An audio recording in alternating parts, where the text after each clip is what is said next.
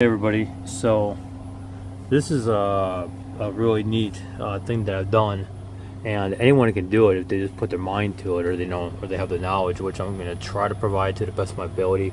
So that's my 2000 watt Xantrex inverter charger. That's my Renogy 700 watt pure sine wave. So they're both pure sine wave. You can see they're both about there. I'm using a triple tap.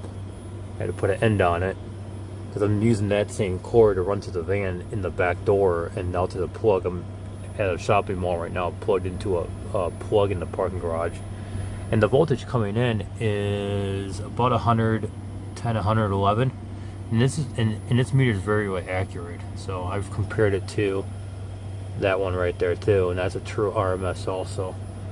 So as you can tell, it's plugged into the GFCI on the front of the inverter charger, the Xantrex 2000, and it's 111, right? But watch this. If I go like this,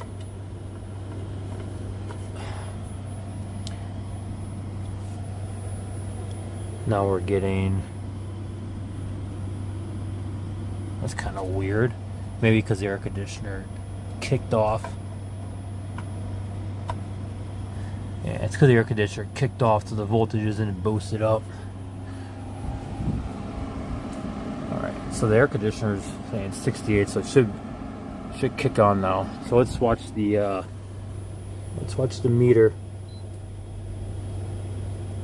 I just hit the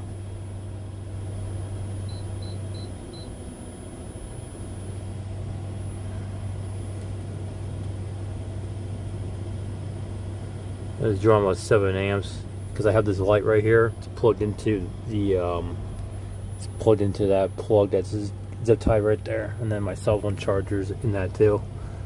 So, but yeah, it draws about 33 amps. When the AC kicked on and it was running, it was about 33, 30. Now it just kicked on, but you saw the light go off there, but the compressor still kicked on. So this might be a soft start kind of based inverter. So right now the compressor's running, as you can see, and the voltage is a lot more higher than it was before with incoming power. So it's better to have close to 120 when you're trying to run a compressor than if you're just trying to run like a resistive load, like a light or something, you know what I mean, or a inductive load. I mean, inductive loads are more harder on they'll drop the voltage more. So because the voltage coming into the van is like 100, I think a max of 114, but if you put any kind of load on it, see, watch, I'm going to turn the water heater on now, and as you can see, it's the same, right? But now watch this. Okay. Plug it back into the other one. There we go. As you can see, the voltage is, that's weird. I wonder why I did that.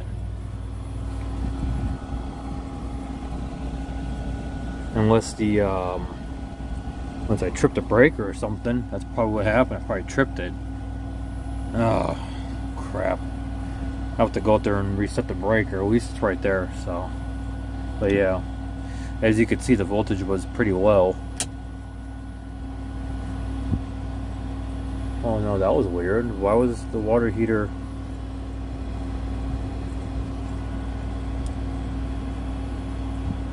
Huh.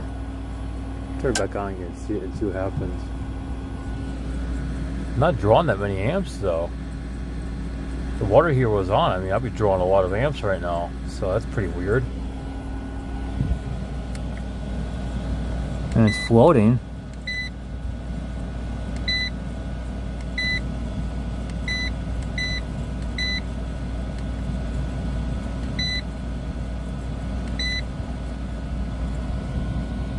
Yeah, I got 97 volts coming in. Okay. I don't know, that's kind of weird why the meter...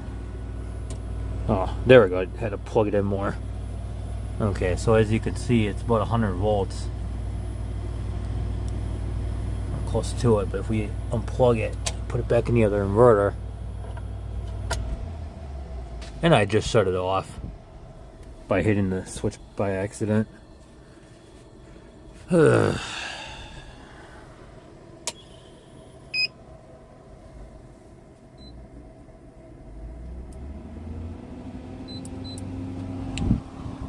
just set it on fan for now. But yeah, as you can see, it's a night and day difference with the other on the other power.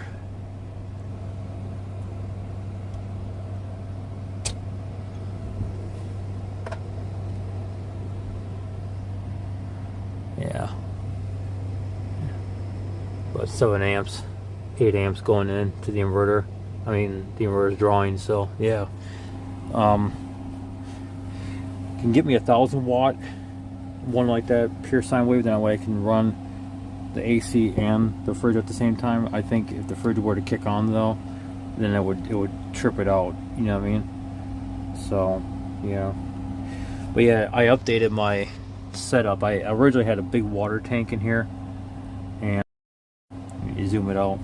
I had a big water tank in here, and everything would have not fit properly. I could have got the bins sideways, but I could only use 8 batteries. I couldn't use all 12, and I had to put the 8 in the corner, and it just wasn't working out. So I put the original water tank back in, which is more skinny. I could put all 12 batteries in a 3P4S, and then use that board and some self-tapping screws to go through all that. And then I went to Harbor Freight, and I got this mat, and 2 of them can go across, as you could see inside the side. A little bit of gap there, but that's fine. The bin covers it, you know. It's got a bunch of electrical cables in there. That's all the water fittings and tubes and stuff. I just carry around just for emergencies, you know.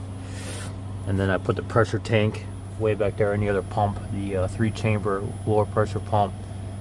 Had to buy a new 20-inch line, and yeah. So and I set that tank for 30 psi, so it can hold more water before the pump kicks on.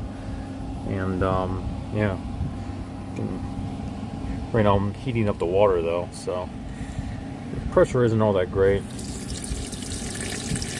It's not that big of a deal though either, so you know, it is what it is. And then I have the 5-gallon bucket right there. Got a little valve so it doesn't drop the water out like right away. So when I'm in a parking garage like this, I could just use that, and I go somewhere else and then I can dump it. So yeah, right now